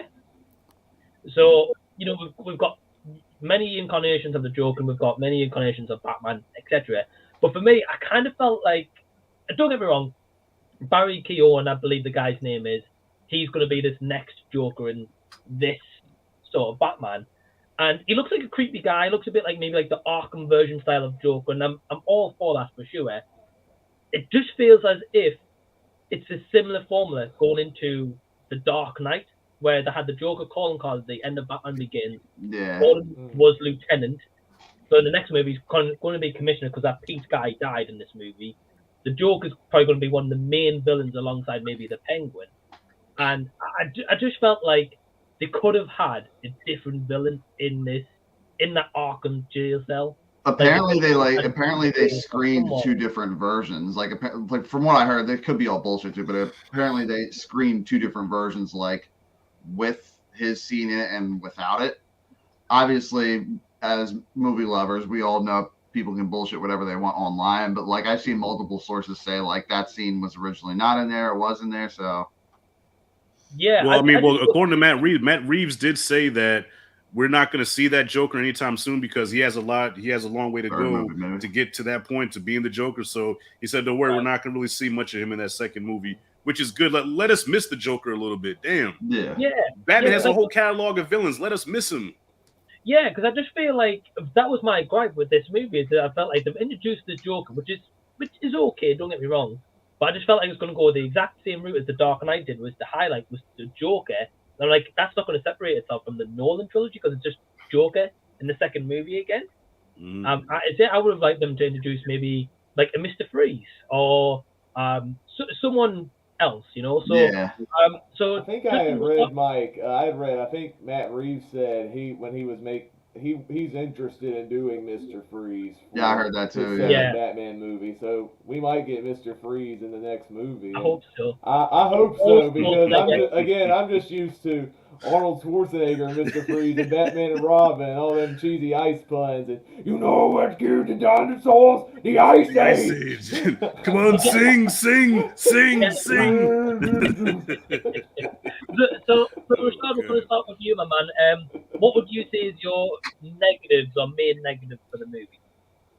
My negative, as of right now, I really ain't got none. I think from beginning to end, I think it was paced well. I mean, I know one of the criticisms, like first we're going from this Riddler thing to this Saw tone, and then we're going to the gangster element of it. But the gangster element of it was necessary because at the same time as Batman's trying to figure out the Riddler, he's also have to go to his past and about the Wayne family, how the Wayne family was kind of corrupt too, and that ties into this gangster world. So all that stuff, I mean, even though it seemed like it wasn't necessary because it didn't fit with the same tone, but it was because it all tied in together. You know what I mean? But other than that, like maybe a couple of scenes could have been trimmed a little bit, but other than that, this is damn near perfection to me. Yeah, and I think it's an interesting one because what did you guys think about the scene where he goes into his parents' bedroom that was locked up? Because they show it like a little scene, a drawing, and then they cut the scene, and I just felt like that was randomly like inserted in there. Yeah, I was wondering, like, why did he go in there? Yeah, because all it was that he went in there, they showed him go in there, they showed the picture in the mirror, just saying, like, the mum, dad, and drawer of the drawing, and then that was it. The next thing he was in Alfred. So I was like, oh, just gone. I don't know. So, Donna, what was your kind of negative with the movie? I guess my two negatives. First time seeing it, and I feel the same way every time, was like, was the ending with the Joker. So when they was just talking, Riddler was just talking to this random dude, and they just talking. My mind just kind of thinks like, okay, it could be anybody, like the tease. But then when he ended off with like a friend, and he starts laughing, that's what made me kind of be like, okay, so it is the Joker. Okay, so it is the Joker, right. And I am kind of like, I feel like that was a studio call. I feel like the studio, because I felt like the same way I had in Joker when it like was a hand-holding moment or something. Yeah, well, you felt the studio was like, well, we gotta have this Batman, we gotta have the Joker in it, just like in Joker. It was like, oh, you saw the Waynes go in the alley and shit, and you shot like, oh, we gotta do that because gotta let them know that it's a Batman thing too. So I was just like, I wish they didn't do. I'd rather a version that didn't have him laughing. I rather speculate like maybe it's the Joker, maybe it's somebody else, and maybe I guess I would say the runtime. I never like to say long movies can make or break a movie because you got a movie that's 3 hours long. But it doesn't feel like 3 hours. But then you have movies that are like an hour and a half and they feel like 4 hours. So maybe I agree with everybody that says that some things could have been cut down or shaved down a little bit. So because run 3 hours is like the average person is going to be like, oh, I can't sit through that. People were mad it wasn't an HBO Max exclusive. They want to pause that shit and go back. I know we're so used to that. We've been spoiled last year with a year's worth of HBO Max stuff that you can just like watch. But okay, pause, go to the bathroom real quick, or eat or something. So yeah, the run time was kind of like that could have been shortened to maybe 2 hours 45. And the whole Joker laughing, I was like, I was not the biggest fan of that. I would rather speculate that it could be the Joker, but then we just they can do what they want for the next few movie. Then if it's some guy, it's some guy. If it's not, it's just like it's this it's just hinting that Riddler's making friends in prison that Mhm. might be more of an uprising later on. Exactly. Right. Yeah, for sure. And Tyler also commented saying in the streets had laughed out unnatural as well. So Yeah, I that think, Joker laugh was trash. Yeah. yeah. Yeah, well, But Jacob, did you have any other negatives from besides Rashad and Janelle? Well, when I watched the movie, I think Rashad, you alluded to this earlier. I did feel like the movie did not care about Bruce Wayne at all. That was like one of the few issues I have with the movie. I thought Pattinson was good, but it was more Batman centric. Like my favorite Batman stories are the ones where it kind of balances both, which is why I love the Dark Knight trilogy so much, especially Batman Begins, because that you see the duality of Bruce Wayne and Batman excel in that movie. But the more I thought about it, I'm like, okay, this is Batman starting out. This is like him being Batman for 2 years, and he's hadn't found his groove yet in balancing both characters. I'm like, okay, I think I can let that one slide, especially if they'll develop the Bruce Wayne side more in possible sequels. But I think the only real negative that I do have with the Batman, and again, I think it's the pacing. I thought the first act was a bit slow. It has a great opening. I love the Riddler opening. Batman's opening was amazing. I love that opening score. And then like after that, there was moments that just felt like it just ground to a halt in like the first act of the movie as it was introducing all the characters. I'm like, okay, I'm interested in what's going on, but I'm like, do I have to sit through 3 hours of this? Because I think it's going to Yeah. get tedious after a while. And so I think it took a while for the movie to get going. And I don't think the movie really got going for me. Because I thought like the introduction of Catwoman and then them going into the club for the first time, that was the scene that put me to sleep. Like, I don't know why, because you think it's a good sequence, and Zoe Kravitz is really attractive, by the way, but I don't know. Something about that just didn't appeal to me for some reason. And I don't think the movie got really good until we start seeing the Riddler unfold. When we start seeing him, execute his traps and start murdering people one after another. Once the Riddler started going, I think was when the movie got really good. And then the movie just became a roller coaster after that. I really loved the movie. The more we got the mystery, the more we got the twists and turns, and then some of the action, the more it went on. I'm like, the more the movie developed itself, the more I really, really loved it. It took a while, but I think it was worth it in the end. I think you could have trimmed maybe a little bit of the first act, but the more it went along, I think it was an amazing ride. I think if it was 2.5 hours, I think it'd be a better paced movie, but I Definitely, enjoyed yeah. it overall. Sure. Yeah, absolutely. And Justin, what about you, man? What was your negatives? Because I know you've had a bit of a different experience than what we kind of think. Yeah, like overall, like I said, I did say it's like a safe movie, but I did like it a lot. Like I liked it a lot. I'm gonna buy it on 4K Blu-ray, like it, because if I didn't, I wouldn't have. But like, as some of the things I peppered in before, like I wasn't really a big fan of Falcone being Selena Kyle's dad, and like the stuff with her could have been trimmed down, obviously with the runtime. Springboarding off what Jake said, like when Batman was Bruce Wayne, and I get they're trying to do this whole Kurt Cobain tortured, like emo kind of dude vibe. It's not bad. It's necessary for like his end goal, like where he ends up at the end of the movie and what he's going to be in the next one. But it's just watching him, just like, oh my, like that was like when he was Bruce Wayne. Those were the only parts where like I didn't fall asleep. I'm just like. Like it was boring me a little bit, and but like I said, I get that's where he has to go, but I think there's no other way they could have done it. Weirdly enough, it's just like that, and I think I call it safe because it reminded me of, like, you guys are gonna think I'm nuts for comparing it to this, but it reminds me of the first Sonic the Hedgehog movie, where it's like it's like it's a good movie, it's safe. But at the end of the movie, where everything in the direction it's going, you're more excited for the next one. Like, that's how I feel about it. Like, I'm glad they got all this stuff out of the way. I'm glad they had the stuff with him and Gordon, which was awesome. I'm like, the action scenes were cool. And the fact that, like, the CGI in the movie is done to where the point where you don't even think it's CGI at any point in time in the movie. Like, that's dope. I like that. But by the end of the movie, I'm just like, okay, I'm actually, like, this one didn't have me excited. The next one has me excited. Like it's still overall like it's a good movie. I don't know. I just think that's where I leave my thoughts on that. There wasn't really too many more negatives. Going off of what Darnell said with the Joker thing. I think a lot of people are just like, this was groundbreaking. We've never seen this before. I'm just like, I mean, Nolan's whole aspect was he wanted to have a grounded Batman. Like that was the whole thing with his movies. So I don't know.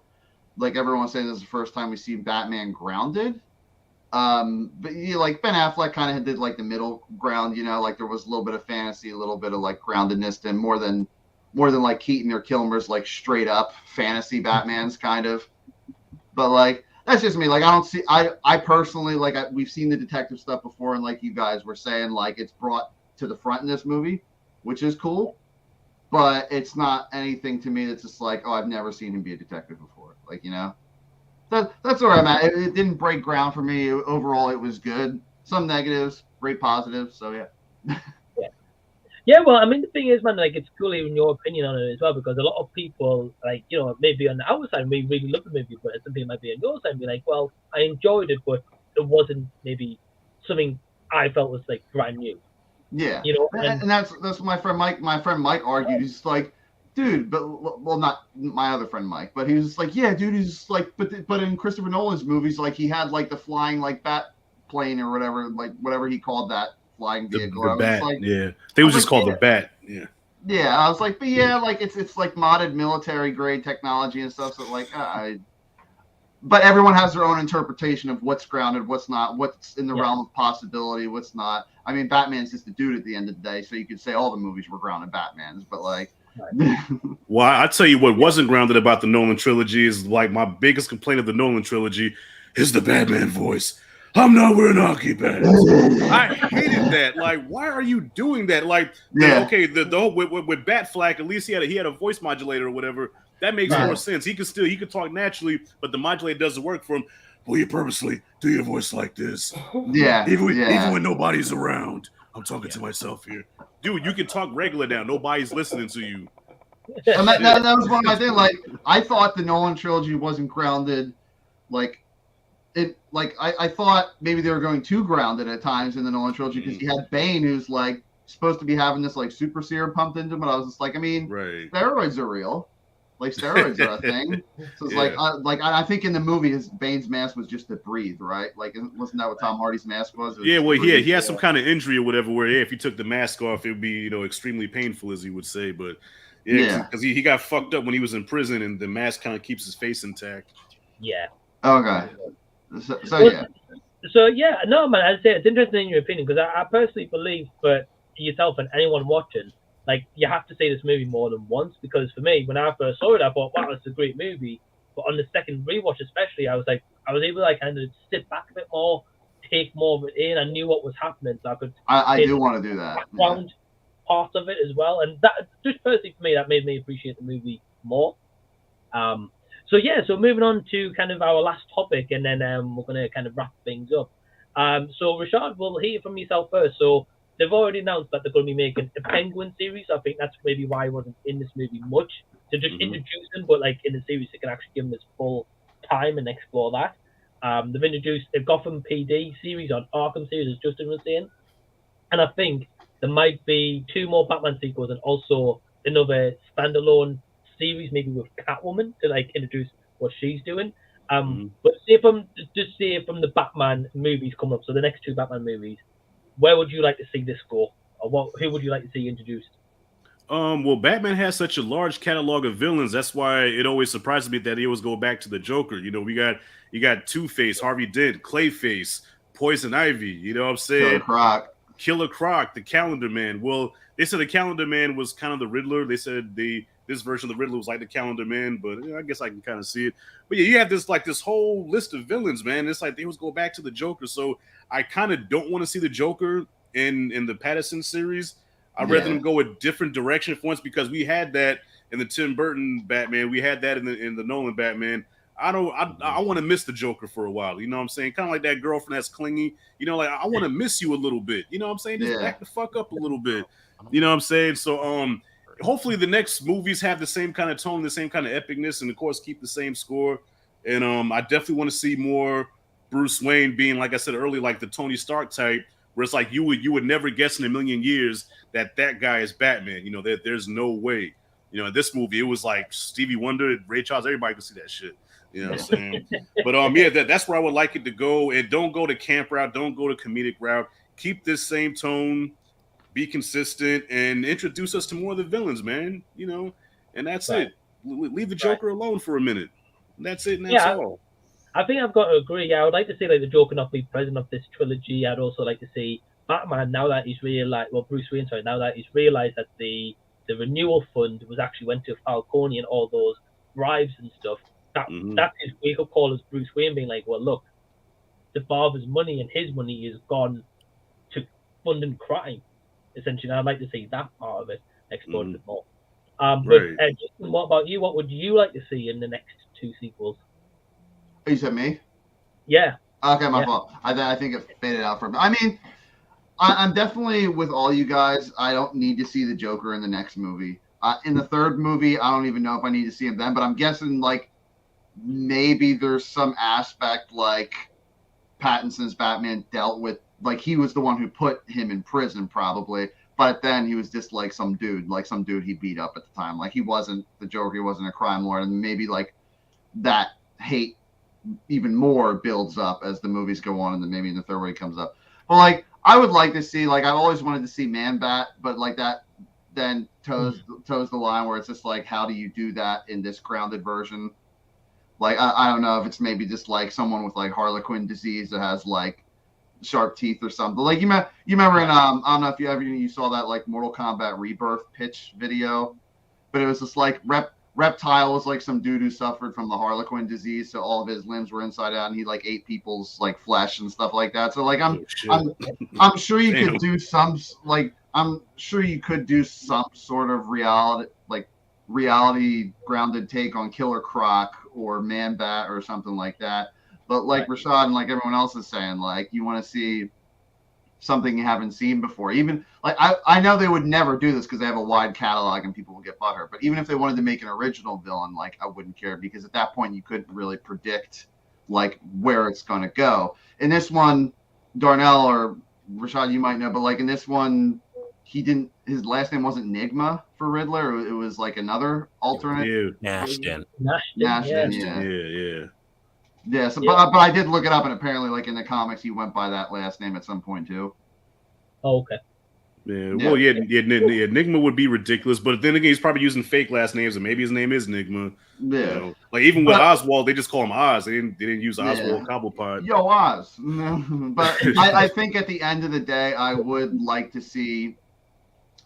I don't think I'd necessarily need to see Robin or Nightwing or anything like that. I think because it's so early, I just like give us some characters that that aren't really going on in DC shows or movies right now. Like we got Joaquin Phoenix's Joker who freaking killed it, and off of what Darnell said in that movie, like I personally thought that like when they showed Bruce Wayne was just some kid to him. He didn't care. That's when he killed the parents. Literally, like didn't focus on them suffering or dying and be tortured.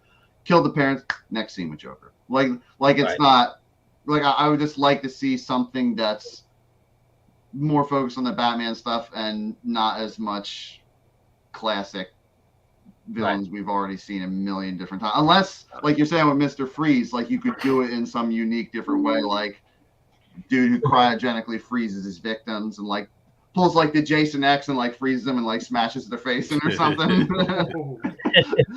That'll be tight. Well, yeah, so, I mean, there's been a different couple of theories online, and because we're going to jump to Darnell, there's been a couple of different theories online of that little boy that's focused on quite a lot in this movie, who was the mayor's son, who finds him dead. That he could be Robin when he grows up a little bit. He could be Robin. There's also a theory that maybe Mr. Freeze get introduced because of all this water that's surrounded. Maybe his wife was surrounded in like drowned in the water or drowning, and he gets her and puts her in a freezer chamber, and the water actually turns to ice. Didn't they like display the words "hush" on the screen at one point in the movie? Like I don't know if that was like an Easter egg, like it was like scribbled on a piece of like news article or something said "hush" or something like that. I don't know. So Darnell, what would you like to see in the next 2 Batman movies? I literally listen to everybody thinking like who I like to see, and I think I like.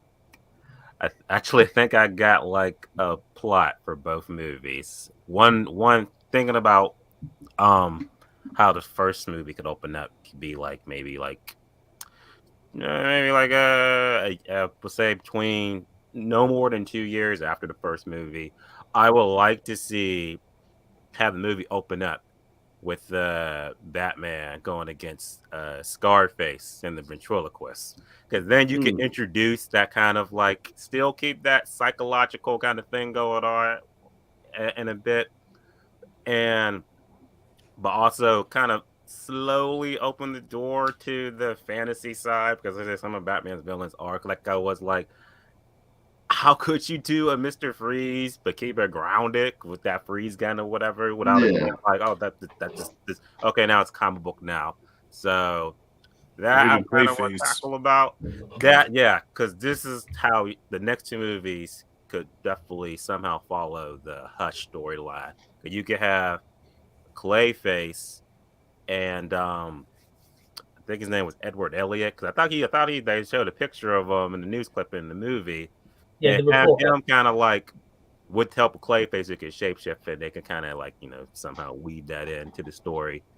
Have him like impersonating Bruce Wayne, so now you can keep that detective element going with Batman trying to clear Bruce Wayne's name, but he is Bruce Wayne.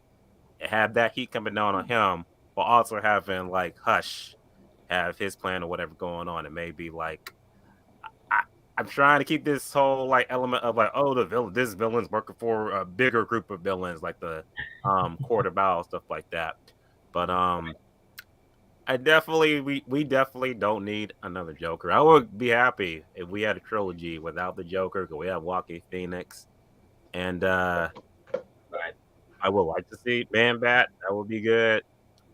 Also, I think if we could bring in another female element, I would be open to seeing what they could do with Poison Ivy. I will be open to that, and maybe have the springboard off of what Rashad said. Have a what I call a Man of Steel moment. Have Batman maybe have to make that tough call that he had to kill somebody in order to save that person, like how Kal-El did in Man of Steel, and have that be like the thing that he's like, oh, like. I don't want to say like a recluse or whatever, but have him be like, make that like tough, defining call to put him in that depression state to be like, oh, like, I took a life, but have that like duality. So really they say in every sequel superhero movie, the hero had to be challenged in a way he wasn't challenged in the first movie. So really try to have him like, okay, I want to be a better Bruce Wayne, but then I'm trying to figure out the mystery of this other person who's impersonating me and fucking my name up, fucking my life up, stuff like that. So I have to be the Batman to figure that out. Keep that mystery element going. And before I pass it off, biggest thing we could all agree, keep the title The Batman in the next two movies. Yeah, you could have a movie called Fear the Batman. Keep the Batman title, so that way it will be known as the Batman trilogy. Yeah, facts. I agree. And I think that's a cool kind of plot line for the next movie, because it keeps in that detective style. And while he's maybe starting to think, oh, I'm going to do something good with the renewal fund money or what's left of it, someone impersonating him and making him look worse when he's trying to do a redemption, I think that could be good. Jake, what about you, man? What would you like to see? Well, I don't know what else left to say. Darnell, you did an amazing pitch on that, and I'm not familiar with any of the comics, so I don't know what else I have to offer. But I think I will say this. I am most intrigued by the idea of how they would pull off Mr. Freeze if Matt Reeves decided to explore him in a more grounded light, because like I said, I'm just familiar with Schwarzenegger and Batman and Robin, which is the more campy version of that character. The dude in Gotham did a pretty good job as him. See, I hadn't watched that. I'm intrigued to see what he do with that. I think Darnell, you brought up Poison Ivy. I think that'd be an interesting take as well if you did a more serious version of her. I had heard people wanting Megan Fox to play Poison Ivy for a while. They think she could pull that off. That'd be kind of interesting if that was the case. Since I just know Yeah. her mainly for Transformers. Or Peyton That- List. Yo, yeah, okay. See, now we're Story. thinking. See, now we thinking. Yeah, Yeah, more yeah. than Abby. Like no one's Look, thinking. look, I know Mike likes Stags. I know you a big fan of Peyton List. I mean that's for the whole Joker thing. I'm fine if we don't see him in any of these movies since we've had so many great versions of the Joker that doing him again would seem too safe. I'm kind of Yeah. curious what this actor's gonna do if we see more of him, but I'd say hold off. Don't make him the villain in the next movie. Maybe It could, wait yeah, till it Batman just, 5 or something, and make yeah, him it could the just be villain. just them saying like, he's out there, but we're not gonna do that. Like maybe that to what you were saying, Jake. Maybe that's what they were saying. It's like he's out there. We'll let people know he's out there, just in case we ever bring that in. But like he's not our focus. Maybe that's Yeah, I'd rather them Maybe. do other villains we're not as familiar with compared to other villains that have been done in previous Batman movies. And I think the whole thing of original Batman villains that could work because I've seen Batman Mask of the Phantasm, the animated movie, and if I'm not mistaken, the Phantasm Oh yeah, was an original character, and that was a really cool character. Mhm. And That so, would be good. if there was a character that was on similar levels as the Phantasm, I think you can make a really unique Batman Yeah, movie out 'cause of now, it. That'd like, be dope. there's Yeah. a lot of things from the comics. Like obviously, movies go their own route. Like as you've seen with Joaquin Phoenix and Joker, like completely, like it slightly inspired by certain iterations, but completely different route. But and what Jake's saying is, it's like no one's going to predict what this dude's doing because you don't have any comics to draw from. You don't know that like this person is going to turn evil. You don't know that they're going to have this arc. Well, in the comics, they did this. Like it's going to be a surprise. By the way, I just wanted to let you know that the Batman made 248.5 million so far. Ooh, Nice. that's Worldwide. worldwide. Yeah, that's what it says as of right now, off of a 185 to 200 million dollar budget. So, Damn. I think it's going to get there. I don't know if it's going to hit $1 billion, but I think it's going to definitely be profitable. Yeah, definitely profitable. I think it'll hit- Billions, that's reserved for like Avengers, Spider-Man movies. Yeah. Yeah, I think it'll hit $1 billion. I mean, The Dark Knight hit $1 billion, so I think Yeah, I think Dark This Knight one's Rises got a hit lot of $1 billion hype as about well. But you know what the thing was? Those movies came out in the summertime, and it's kind of Yeah. like, yeah, so that's they had And that then- summertime. And this has got that 3 hour like mark, so Mhm. I think that eliminates a lot of like after like 8 o'clock showings. Like, Yeah. like after 8, like obviously opening weekend is a different thing, but like you don't get that like 10 o'clock showing, 9:30 showing. Maybe there is too, and I'm wrong, but like I feel yeah. Well, like here in the UK, they've got them at 11 o'clock at night shows. yeah, that's what Oh, I'm saying. wow. Like I think earlier on they're going to keep those like late showings and just show it every half hour. But like I think 2 weeks in, maybe they're going to be like, yeah, like not as many people are seeing it. They're still going to see it, but Yeah, Mhm. I mean, I think it's going to be massively successful and it's already starting out. oh yeah, yeah. But yeah, so what I'm going to do, go pretty much wrap this up now, guys. But what I want to just quickly say is, have you any of you guys got any last thoughts you want to say about the Batman movie? Well, how would y'all feel Patrick Stewart as Mr. Freeze? To my Charles Xavier. Charles, yeah, Charles. He's too Xavier. old. think he's Man, too that man old. about 75 years old. He can't even hold the fucking gun up, Darnell. Ah. Yes.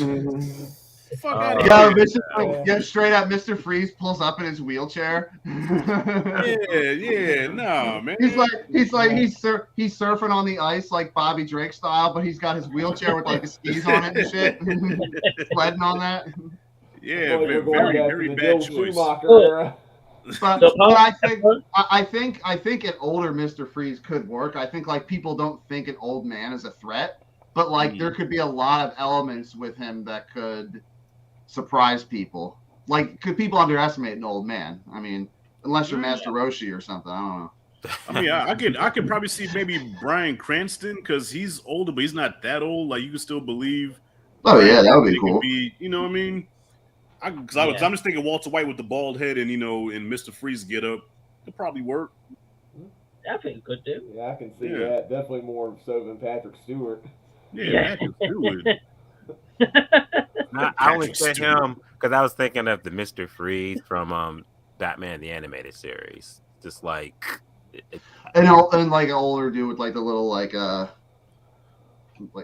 glass Yeah. helmet kind of thing. yeah, this I think of his his dialogue coming from Patrick Stewart, you could really be like, oh man, like I feel that tragedy, that like that deep character in him. Not so much like the whole like action packed part, but just kind of like the like what really made the character define, but at least back in the 90s in the animated series. So Yeah. When Doctor Strange comes out, I'm just going to see Patrick Stewart as Mr. Freeze. Yeah, right. I think final thoughts for me, Mike, if you're asking that, is like I said, you already know how I feel about the movie overall. I think at certain times, like watching the movie, the tone was a little inconsistent because like they're showing flat screen TVs in certain scenes, and I'm just like, I feel like they could have wrote the scene either way, whether it was a tube TV or a flat screen TV, or like with the contact lenses, whether they had like goggles, like I don't know. But I think at the end of the day, I'm happy with it. I'm excited to see where it goes. I'm gonna buy it on 4K Blu-ray, and I want to see it again. So I think that's their goal. Yeah, definitely. So even if there is some hesitation, I still prefer, like, everyone gives me shit. Val Kilmer's my favorite Batman, but like I still prefer Val Kilmer and Ben Affleck over him. But like he still does a great job. I think I like him better than Christian Bale or George Clooney, obviously. But well, one thing I wanted to say is that Tyler is commenting here that it's coming to HBO Max in April 16th. Really? So that's a weird choice because like based off of like the Spider-Man stuff, like. Also, going back to that, I like how Batman, like, these criminals stay criminals. They're not like, I need to see the good in them, and that can be really brought to the surface by the end of the movie. Like, no. Like, I wanted to see DC is good at making dickheads as dickheads, and like that. I want to see that. Like, that's what I want to see. But they're not redeemable. April 16th is a weird choice because, like, that. Like I think really, and then that's it. Yeah, maybe they might delay that, honestly, because I think if they delay that to maybe like the end of April or beginning of May, maybe that's at least a window for people to see it. But a lot of people be like, I'll just wait for that for a month. But I haven't really seen them promoting it at all for that date. Maybe they have, and I'm just blind. I don't know. Well, they're probably doing that just in case because the studio's probably thinking that, okay, being it's a 3-hour movie, it's not going to make as much money. So that's kind of like an insurance policy. Well, if it doesn't make that much money as projected, just throw it on HBO Max. So that's the safe thing to do. But if it takes off and it starts like really shooting up, then they might, like you said, extend it. Yeah, probably like to June or July, maybe. I think so. So one last thing I wanted to talk about, you guys, and then we're going to wrap this up. Is just very quickly for anyone who doesn't know Rashad Darnell from Objective Heroes Media, or Justin from JJ Rose Entertainment, or Jacob Martin, all their links are in the description box below. So please go subscribe to these guys. They've got awesome, different variety content on their own respective channels. A lot of gaming, a lot of movie talk, a lot of director projects, a lot of Officer Jackson parodies. We've got all sorts in this stream. So what I want to ask just very quickly is, Justin, we'll start with yourself, man. So coming up in the next couple of weeks, what have you got coming up on your channel if you want to plug your channel? Well, as some of you may know, I posted on my page and stuff. I've been dealing a lot with my family. Like there's some things we've been going through that I won't necessarily publicly talk about, but like I kind of took a step back on YouTube for a week or two, but this week I'm coming back full force. I got a collab with Mike coming out, with Perez. We got this live stream here. I want to dip more into playing Resident Evil because I do live stream games that, like, it's been out for like 20 years. I just never touched them. But definitely working on some entertainment road trip vlogs, going around seeing filming locations. So there's a lot of stuff brewing, a lot of stuff I wish I just had more time to edit every day, but I don't get paid enough to do that. I love that, man. And the entertainment road trips are awesome. And the video coming this week with me and Justin is in the Michael J. Fox filmography, and it's the secret of my success. So really, really looking forward to dropping that one. Jake, what about yourself, man? What have you got coming up? Movies coming up. I do mainly movie reviews on my channel. I got a lot of stuff coming up. I tend to post at least a video a day, and I do like a wide assortment of content. So I give you all the credit, man. I give you all the credit. Yeah, so let's see what's coming. So the review that's dropping later today, I'm reviewing an old Alfred Hitchcock movie called Murder. That's a director project I'm doing. That one on your sub feed, yeah. And then tomorrow, I'm dropping a review of the 1985 fantasy film Lady Hawk, directed by Richard Donner. I'm doing that director project. I'm doing like a bunch of director projects in a row. And then Tuesday, I'm doing a review of The Matrix Revolutions, another director project I'm doing with the Wachowskis. I've covered the previous Matrix films already. I do a series called Vlogging the Movies, where I do like vlog style content of reacting to movies for the first time, or my sister reacting to movies for the first time, and a video dropping this week is my sister reacting to The Adjustment Bureau from 2011. And then Nice. other videos I got coming this week, I'm doing I'm going to try to get a Batman ranking on my channel where I'm ranking all of the live action Batman films. We'll see how that goes time wise. I've been going through the Pink Panther movies with Dave from Interpreting the Stars, and my review of Pink Panther 2 starring Steve Martin's coming Thursday. And I just got so many good content coming on the channel. I try to do as much variety as I possibly can, as I tend to enjoy a good variety of movies, old, new, past, present, regardless of genre. Yeah, I've got to commend you, man, for like the ethic that you put in, like a video every day and then your different direction projects, all the movies, brand new movies, get your sister into watching movies. So yeah, man, really, really admire that. Darnell, I need that motivation. I really do. yeah. Yeah. Darnell, how many more Batman videos you got coming on your channel?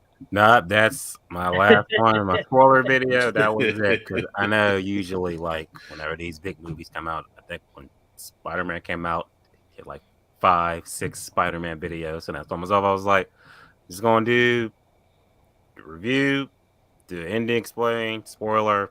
That's it. Spoiler talk live stream. What I got going on, I'm kind of, because I really looked at my phone when I got done. I was like, damn, there's like not a lot of huge movies coming out between for the rest of the month till April. So that kind of makes me like get a bit of a break to slow down on the movie. I'm definitely, what I got coming up next couple of weeks is definitely gonna keep watching new show on Peacock called Bel Air. I'm loving that show so much. Yeah, I wanted to check that out. Yeah. It's so good. So we'll get a video for that each week, because season finale is going to be in like I think 3 or 4 weeks. Only 4 episodes left. Next immediate review Friday is the new Disney Pixar movie Turning Red, because it got delayed and now it's coming straight to Disney Plus for the free. So watch it for free. So definitely gonna watch that, review that. So yeah, all I got pretty much is that review and Bel Air, and I got about to think long term, because me and Rashad been watching this because he puts his review out for I do, and I just love the reaction. You're just like, bitch. I just love it. Damn it, you beat me by 6 hours. Darnell, just go off of what you said. I did realize, and I can't believe I didn't realize this. I know Morbius comes out the 1st, but that would mean that on Thursday night it comes out March 31st. So technically speaking, comes out this month. Oh yeah. Oh wow. Yeah. I forgot Morbius. Just the movie that just keeps getting delayed and delayed and delayed and delayed. Dude, that first trailer was shown like over 2 years ago. Yeah. Yeah. I get that shit till December. I swear they better not delay it again. But the funny thing is, like, when I saw the Batman, they had a trailer for Morbius, and they're like, a new Marvel legend coming soon. They can't give a definitive date because they don't know. Yeah. Which makes it kind of suspect. Like, okay, this movie's probably not going to be too good. I know. If it gets delayed again, I'm just done. I think it's going to be rubbish. Yeah. Unless they add an Andrew Garfield post-credit scene, that movie's going to suck. Thanks. But yeah, so yeah, Darnell, so looking forward to your content, man, and I love your Bel Air recap episodes every week, and Rashad's as well, because you guys are both covering it. Kind of competition with you guys, like who's going to get it out first, or who's going to be the quickest. And Rashad, man, what have you got coming up? Because I always love Officer Jackson or Trying Pizzas, man. I always love your content. What have you got coming up? Yeah, my last Officer Jackson video kind of got me in trouble because I pissed off a group of people, and so they're in my comment section, like coming at me with razor blades and lemon juice. You know what I mean? They're coming after me with some venom. But I'm like, do they expect me really to get mad at this? Like, first of all, I don't know you, and you're like, talking shit about me. Like, I like this shit because you clicked on my face. So it is what it is. Yeah. So yeah, the Officer Jackson video, I'm probably not gonna do one for a while until Tatum pisses me off. Like, because Officer Jackson is based off a YouTuber named Officer Tatum. I can't stand the guy, so I channel my anger into comedy because I just want to say you mother, but instead I poke fun at them, you know. Right. So probably not gonna do one of those for a while, but yeah, I've been reviewing the Bel Air series and also Power Book 4 Force, which is a spinoff of the show Power, and I'm also reviewing Snowfall, which is back. So as you can tell, I like a lot of gangster shows. So yeah, I got a lot of content to cover and to review, so it's a good time for me because not a lot of movies I'm looking forward to. And I'm overdue for a dinner and a movie video. I haven't done one of those in a while. So I got to get back on that. And I'm still on my quest for the best New York pizza in my city.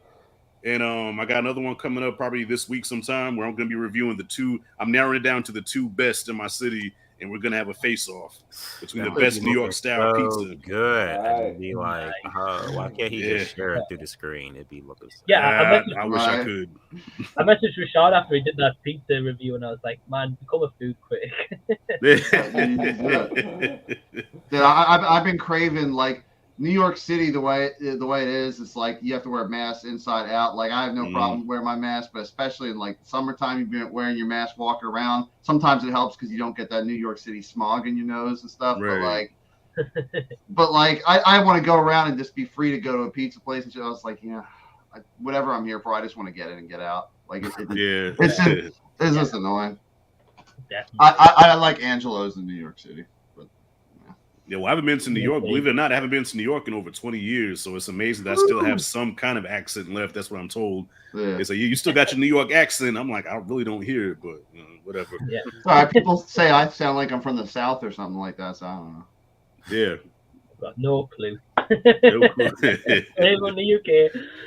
But yeah, so I just want to kind of lastly say, just firstly, thanks to each and every one of you guys for taking the time to do this. I really love talking about the Batman. I think we've covered it pretty much in depth tonight.